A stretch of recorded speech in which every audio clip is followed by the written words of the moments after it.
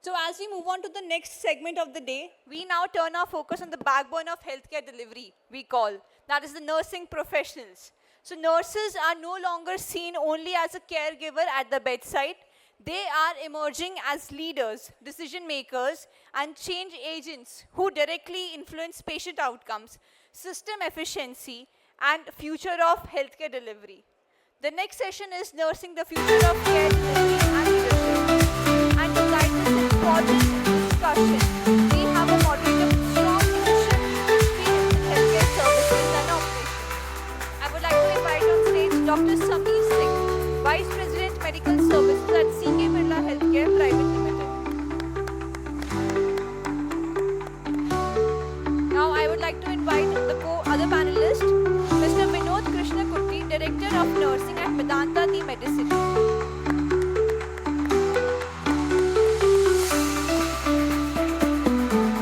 Professor Dr. Anu Baba, Dean, Department of Nursing, School of Medicine and Applied Sciences, GD Goenka University. Let's welcome our speakers with a round of applause. Mrs. Sangamitra Sawant, Deputy Secretary General at the Trade Nursing Association of India.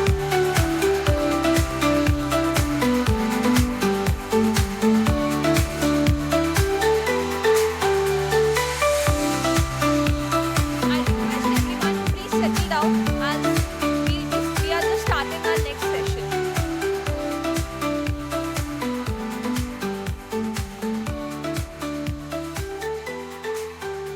Dr. Jasjeet Singh, Vice President, Quality and Operations, Ujala Cygnus Hospitals.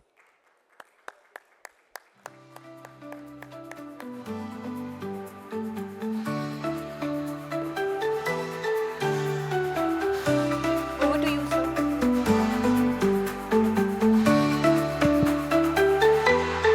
Very good afternoon to all of you. I'm sure after lunch, people would be under the influence of, I think, sugar rush and trying to hyperglycemia exactly.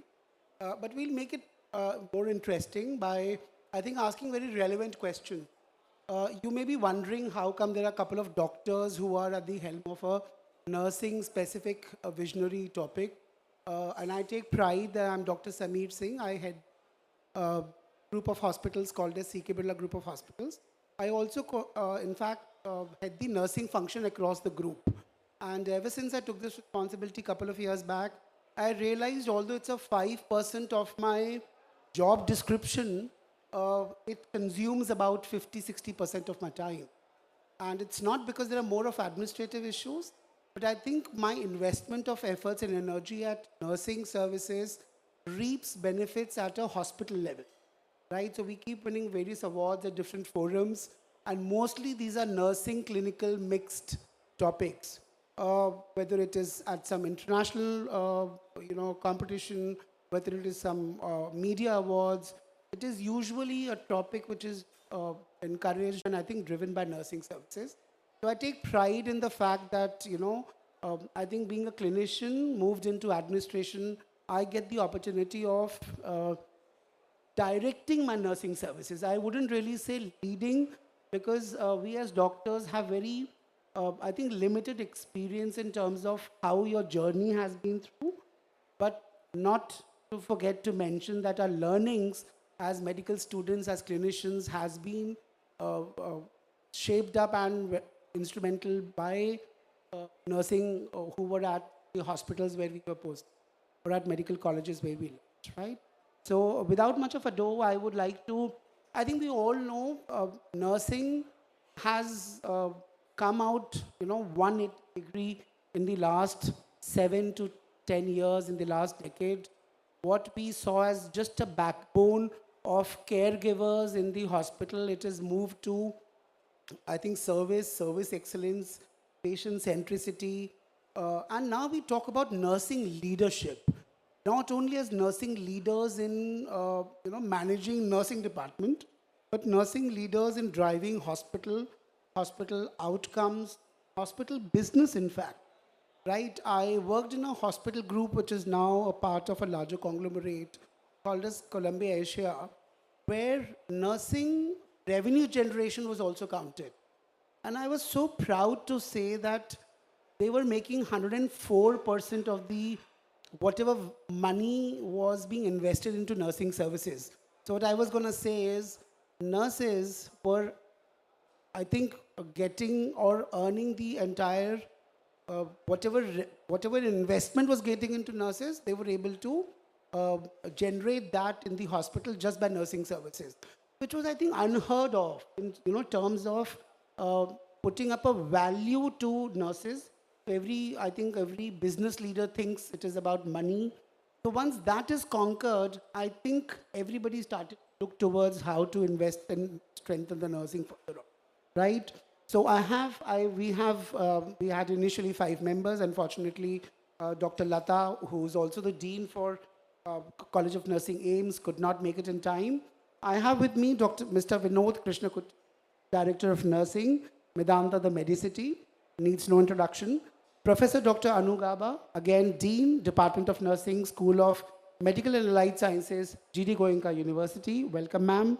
Dr. Jasjeet Singh, Vice President, Quality and Operations, Ujala Cygnus Group of Hospitals, probably the fastest growing hospital in northern and central western India. Mrs. Sangamitra Sawan, Deputy General Secretary of the Trained Nurses Association of India, popularly also called as TNAI. And of course, I am VP Medical Services for CK Birla Group of Hospitals. Sir, I'd like to open the question on, first from Mr. Vinod. I'll start from left. So you are probably the largest tertiary care hospital in private sector in India. Of course, sometimes arguably the best in India as well. How do you think has the role of nursing leadership evolved? From, I think, bedside care, as I mentioned about a decade back, to clinician decision making, right? And of course, patient outcomes influencing them. What are your views? If you could just summarize in 2 3 minutes. Good afternoon. Thank you, Voice of Healthcare, for the opportunity. So maybe I'll start with some of the what Dr. Sami was saying. Our nurses were always considered to be a cost of healthcare cost. That's basically because 50% of the manpower in any hospital, the rest of the 50% is basically the rest of the. That's why you see that whenever there is a cost initiative or there is a discussion on cost, it comes down to nurses. Those are days, it has gone and come to a decision making, right? So I can give examples of what we do at Medanta. Basically, I would differentiate these into 2 3 pillars. First pillar is basically on the training. Of course, huge discussion and debate which goes on basically how academics versus the services disconnect happen. Because today, if you see a nurse who gets passed out from a college or school of nursing, is she completely prepared to take care of a patient, in a private setup like Medanta? You ask me, I will say no. Because this is a discussion, goes on. Because of the rising consumerism, because of the rising demand of patients and their relatives, and because all these services come at a very, very high cost, for a patient or relative. So training or L&D or the learning and development is something that is the most important pillar, which I consider personally is something that which we have tried it at Medanta. And then if you train these nurses, you will ensure that your patient outcomes are far more better than the other ones who are not. And the second thing, we had just a discussion 10-15 minutes back on digital. This is also something, the huge thrust. We also do at Medanta digital health. There are a lot of times, we have done studies to see that using a digital health or a digital platform or a digitalization in your patient care helps the nurses also in reducing the workload and also ensures there is a patient safety concern which I can give you some examples. Like, for example, you see, gone are those traditional days where you go pick up a BP apparatus and go patients, which actually takes away the at least 30-40% of the nurse's time. So now you have wearable devices or the biosensor which actually gives you the vital signs of the patient, and is also triggers the early warning signs. The team leader or the in charge of the ward, where you can take prompt action to ensure that the patient do not go into a code blue rather than addressing patients at their code orange. I mean, so this is one of the digitalization, I mean, which has helped us, I mean, saving a lot of lives. I mean, the other thing, traditional way, which you will see even today in hospitals, which are practiced basically on assigning patients to nurses in the hospital. So this is again, you will see manual, I mean, formats. So we tried a digital form of, I mean, so what actually happens on this, you have a software, and this software actually interfaces two of other software. One software basically the HIS hospital system, where it pulls up the data from the HIS on the patients. Now the patient's data is pulled, and this data helps in basically assigning patients the criticality or acuity of. This is basically, I mean, therapeutic index scoring system which we practice in hospital. And this build and it pulls up the data, I mean, showing that critical. And then the other data is pulled up, I mean, from the HR software, which actually gives the skill and competency of the nurse. Your apologies. Sir, I completely understand. I think what you're trying to say is with the lot of clinical information being available, your nurses are able to take clinical decisions bedside without really looking for an approval stat per se held by AI and modernization. And I think with these kind of EMR implementation, I think that this really empowers them to. Thank you. So the second system, how does it help in patient outcome and the clinical decision making is the software actually through the use of AI gives or assigns the nurse only a patient, I mean, where the skill and competency of the nurse is known. So once then the system, I mean, generates and then tells you that this patient can be assigned to this nurse based on the skill and competency of the nurses. So this actually improves the patient outcome, and also the nurse, it helps the nurse in ensuring that the clinical decisions are taken based on the clinical acuity of the patient and the skill of the nurse also. So these are some of the examples. Wonderful, sir. Thank you. I think we keep hearing this word in, newer NABH standards, equity-based nursing care, nursing empowerment, trying to take the right decision at bedside. I think with your integration of nursing with, I think, AI, EMR, digitalization, it is kind of, taking them to the next level of, I think, taking independent care of patients and evolving as a nurse practitioner as well, right? So that leads me to another question, and that question is to Professor Dr. Anu. So, ma'am, sir did mention about, the nurses, are they ready for a good private tertiary care hospital fresher? Probably the answer is no. So how come your top institution like yours, academic institutions, you are trying to create that, create that career pathway for nurses and nursing leadership opportunities so that they, these new doors opens up to them. So your views on that and how particularly is your institution at? So much, VOH, for giving this opportunity to me.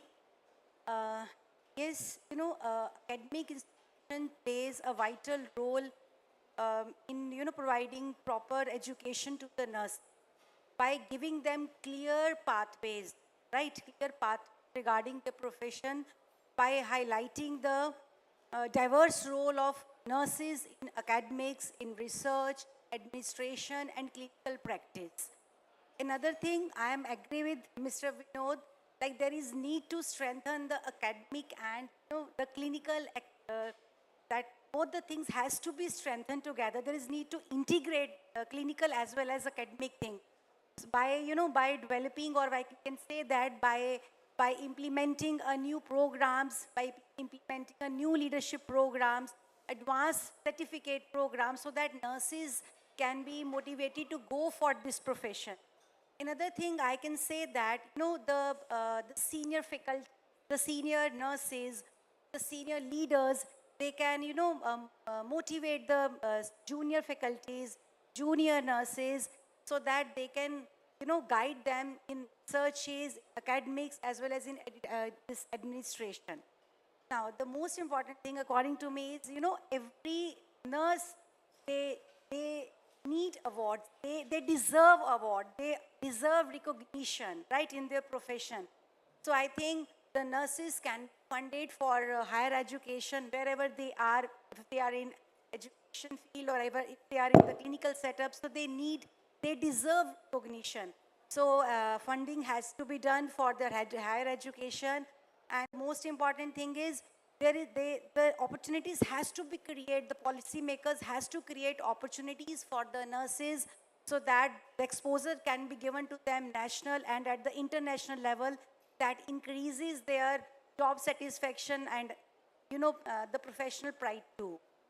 And another point would like to share with all of you, that is, most of the institution, most of the universities, they have created some post, like some leadership post. For example, like they have course coordinators, they have program coordinators, they have the higher post for the nurses.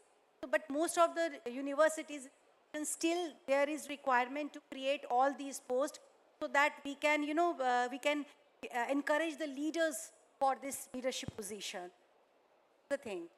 Thank you. Thank you so much, ma'am. I remember last year exactly same place, same venue when it was organized by Voice of Healthcare.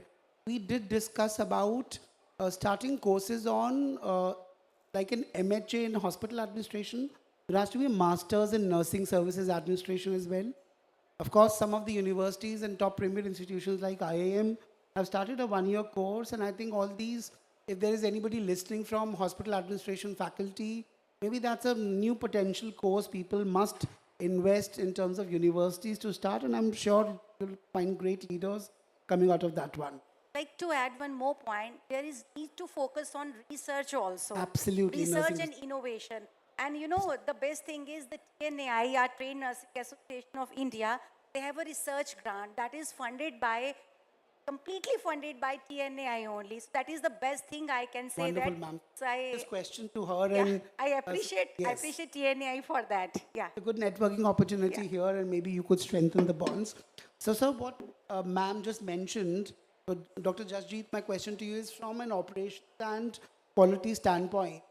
I'm sure, would you agree that a strong nursing leadership impacts patient safety and an overall hospital performance?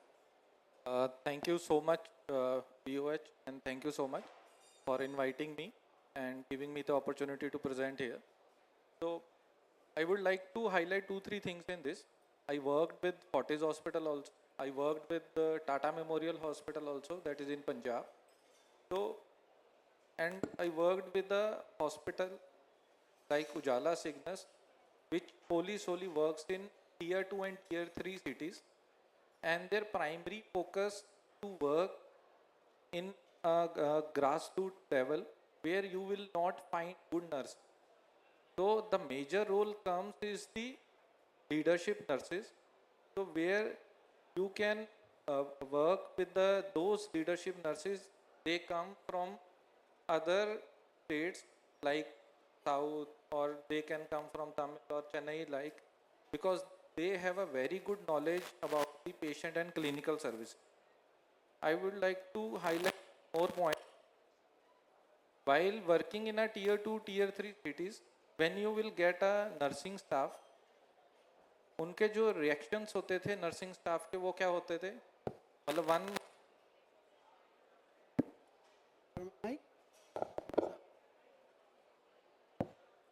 एक जो nursing staff होता था वो कहाँ खड़ा होता था? One corner, and दूसरा जो नर्सिंग स्टाफ होता था दूसरे कॉर्नर, एंड दे यूजुअली से, दीदी इस पेशेंट को देखना.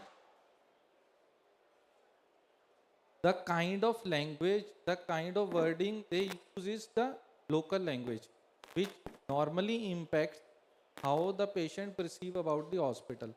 When you are opening a corporate hospital in a tier 2, tier 3 cities, you have to maintain such benchmarks, how the nursing staff treats the patient, greets the patient, and how they are managing the patients in terms of quality and operational background. So my perspective is nursing are the operational backbone of any hospital, not in terms of policy, but in terms of implementation, what has been written in each of the nursing manual, in each of the SOP that we are making. I will tell you one statistics about how the nursing leadership impact the nursing and the patient outcome. Every additional patient added to a nursing workload increases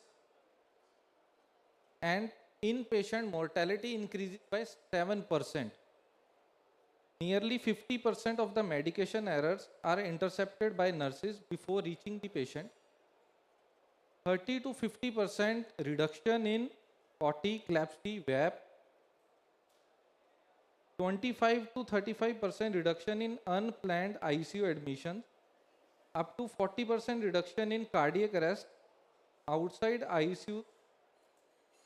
Hospitals with high nurse engagement shows 25% lower patient complaints, 15 to 20% lower average length of stay. Each 1% increase in nurse turnover increases hospital operations cost by 0.5 to 0.3%. जितना भी ये data मैंने आपको show किया है, all these things ultimately showing how the nurses impacting the patient outcome, and even the revenues of the hospital also. So nurses are really the operational backbone, and thank you so much. Thank you so much, sir. I think very interesting data. We have similar findings when we look at, our monthly reviews, etc., how nurses prevent unsafe events or how they silently add on to quality. So, ma'am, quickly my question to you. You could see three people from across the table, one from a tertiary care, not tertiary, ordinary care, standalone giant hospital, one from a leading academic institution, and one from a chain of hospitals which works into tier 2, tier 3 cities. The question is only one to you, which is, what are the challenges are being faced by today's nurses, and what policy level changes, if you were just to able to give me 3 pointers, 3 bullets, are required as of today? First of all, thank you so much, Dr. Samir, for the question. And very good afternoon to one and all present over here. I bring greetings from the Trained Nurses Association of India. So as we are hearing, like nurses are the backbone from the beginning. So after COVID, we all might really realize nurses are not only the backbone, they are the blood, sweat, everything of the healthcare system. So like 80% of the hands-on care to the patient is delivered by the nurses globally. And even despite of modest increase in 2018, that is 27.9 million nurses, to 2023, that is 29.8 million nurses, still there is a shortages of nurses of 5.8 million globally. So the first challenge here I would definitely mention is the shortages of nurses. There is a critical shortages of nurses across the globe. And in India, the nurse to population, the percentage is 1.7 per thousand, which is less the benchmark of WHO, which is 3 per thousand. So we are almost near 50% less, which we need to achieve. So this is the first and very big challenge we need to meet. And the second challenge definitely is the working condition. In many of the hospitals, we may know not about the big hospitals and good hospitals. There are different kind of hospitals. Very poor working condition nurses are working. Even we do not have the changing room. Even we do not have the washrooms even. So, and very workload, huge workload is there on the nurses side. And definitely the burnout after COVID, the emotional, the quotient and the challenges nurses are facing, that is huge. We need to address, otherwise we are settling with the migration, and no, they are not sticking to one hospital, they are just changing their jobs and all. This is the thing. The third most important challenge is there is a gap between the education and practice. In this also, we have two types of dynamics. One is we have variable quality of training, so that we do not have sometimes the students are not exposed to the simulation, the training, so that we get the nurses underprepared, not confident, and not ready for the job. And the second dynamics in this same thing is like we have very much highly qualified nurses, but we do not have the recognized like no formal some designation or something for that, so that they are not sticking to the clinical side. They want to move to the educational side. This is the very major dynamics we should think of. And the fourth most important challenge is the leadership roles and the policy decisions. Nurses are not included. Even though they are included, they are very informal kind of leadership. They are not given with the like decision making power and all. So this is the major four challenges nurses are I think I'm facing. very well summarized. But in the same conference last year, I again remember I had the privilege of attending it. So Ms. Bobby Ramesh from Sarvodaya had come and she mentioned they have a concept called as nurses lounge. We all hospitals have a doctor's lounge, surgeon lounge, OT retiring rooms, etc. They have done a beautiful nursing lounge as well. I think that's a concept I would like to implement when I build up my next Yeah. hospital anywhere in any group. I think that is where you will say that the nurses have arrived truly, that they deserve the kind of work life and a break from work whenever between, between breaks between work when they're caring for patients. I think that's the Actually, sir, I just like to say we have to because nurses are the major part of the healthcare delivery system. So it is up to us how we prepare them, how we retain them, and how we value them. So then only we can we can have a very resilient healthcare system. So in keeping in tab on a time, we have 6 more minutes. So, Mr. Vinod, one quick question to you. Do you see a gap between academic training and real-world clinical practice? 1 minute.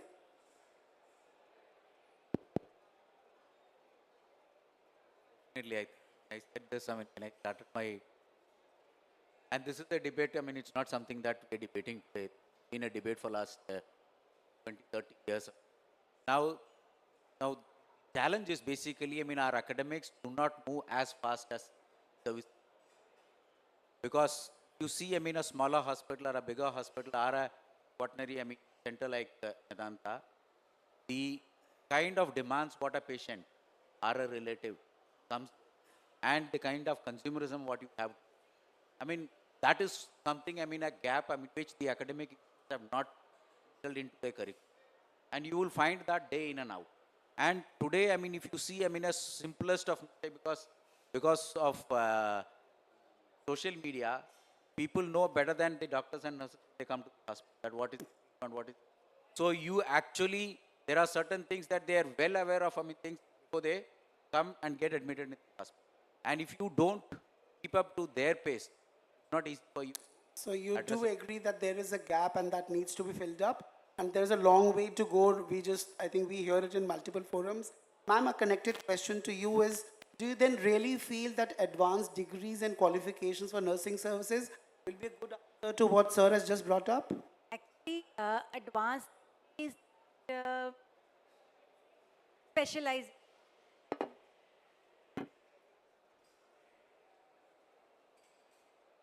See, advanced degrees and specializations, I think they don't, qualify the nurses for the leadership roles. These degrees, these specializations, they only shape them to lead, to improve the patient outcomes, to focus on the workforce challenges. So this is the only thing I can say that. But yes, the higher qualified nurse, that nurse can strengthen the voice, the leader voice during the decision-making forums. So you mean to say out of the knowledge, aptitude and practice component, knowledge is the first stepping stone which is reflected by degrees, aptitude No. next, and maybe practice what sir would Yes. want to add. Both the things matters, practice as well as knowledge, both Right, matters. I'll come back But to you yes, quickly. Just, sir, a question is, could you give me a quick short example of any nursing-led initiative which has really helped your hospital stand out in terms of performance, apart from the data which you read? Yeah, one of the key aspect of any nursing staff is control the infection control practices in a hospital. So after the COVID, the initiative took one of our nursing in charge to control and reduce the infection in our hospitals. So we worked on the CLABSI, COTI, SSI on all three, and drastically after the intervention done by the nursing staff, so it helps in improving our infection controls by 40 to 45%, and the only help the nursing staff did is just by learning and teaching the other staff what all the infection control practices they are following, and this one small step help in reduce the infection control. Thank you. I'm sure that helps into your reduced loss, more beds being available for more patients, profitability and accessibility to healthcare. Ma'am, quickly, how come associations like TNAI help in advocacy building up for a nursing leadership in it? You have about a minute. Actually, sir, TNAI is the synonym of nursing leadership in India. Because of TNAI only, the formal system of nursing education came in India in 1920s. So since then, because of TNAI's leadership, we all became nurses. So TNAI is like more than 5 lakh nurse members associated with association, and more than 3 lakh student nurses in the TNAI, and we are doing a lot of welfare activities, lot of, like madam mentioned, TNAI is giving research grant, like fellowship program, and we have 34 state branches, and every state branch is having a state chapter which leads to leadership to like work with the government and the international bodies, different ways. So TNAI is the really backbone for the nurses. Absolutely. So look forward to strengthening more such associations, more power to you. One quick round of one-word answers, sir, one word or one phrase, is one leadership quality every nurse must develop. Mr. Vinod. So rather than word, I'll say 2 words. One is assertiveness, because nurses never say no to anybody because of fear. Second thing is self-belief. I think that's the right phase for not just nursing, everybody. Ma'am, my question to you is one way to attract young talent to nursing. So the way to attract the young talent is career pathways, mentorship, leadership opportunities, and with strong job satisfaction and professional recognition. Dr. Jaspreet, one area where nurses most influence patient safety. You did mention infection control. Anything else? One is the early detection and prompt escalation regarding any deterioration in the patient condition. We are bang on time. And ma'am, my last question to you is, any one policy reform you feel nursing urgently needs in India? A national policy for the nurses concerned to the staffing, standardization, career progression and deployment. Ma'am, I'm privy to one quick information. I think government is launching another new cadre of nurses called as nurse practitioner. We have 2,000 registered nurse practitioners in India as of now within government sector, and they're going to bring up that cadre itself. That's going to open up new vistas for, I think, nursing empowerment, clinical decision making. Thank you all for your patient listening. I think I'd like to thank all the great speakers, right from what is the industry demand, what is being churned out as in terms of institutions, what a tier 2, tier 3 city needs, and I think what an association and organized sector could provide. I think that all of them leads to a single common goal, which is nursing leadership to lead healthcare to a new era. And I thank you for your time and patience. Have a nice day. Thank you so much, sir, and that is very well summarized and moderated. And we got so much of insight from this panel discussion about nursing. Thank you so much. Now I would like to invite you on stage. Please come on stage and stay with the co-panel. Starting with Mr. Vinod Krishnamurthy. Right, Dr. Samir is participating. I request the audience to give us speakers a round of applause.